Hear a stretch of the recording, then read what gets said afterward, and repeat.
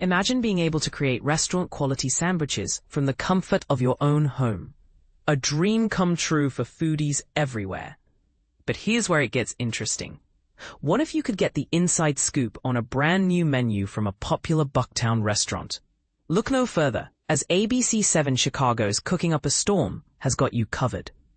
On Thursday, September 4th, 2025, the show featured Graham Akroyd, executive chef at Wolf Company, who shared the restaurant's new sandwich menu and even walked viewers through the process of making one of their signature whitefish salad sandwiches. And this is the part most people miss: the opportunity to learn from a professional chef and bring a taste of the restaurant experience into their own kitchens.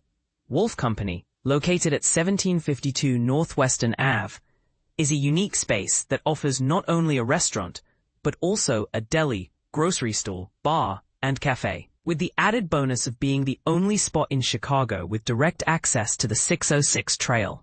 Now let's dive into the recipe for the smoked whitefish salad sandwich, which requires some interesting ingredients, including 4 pounds of smoked whitefish, 1/2 cup of olive oil, 1/2 cup of lemon juice plus zest, 2.5 tablespoons of Dijon, 2.5 tablespoons of horseradish, 1 cup of small diced red onion, 1/2 cup of parsley, 1/2 cup of chives, 2 cups of small diced celery, and 1 tablespoon of salt and pepper. To make the sandwich, simply combine all the ingredients in a bowl and mix thoroughly. Then build the sandwich by spreading mayo on a crusty baguette, adding arugula, whitefish salad, pickled green beans, and potato straws.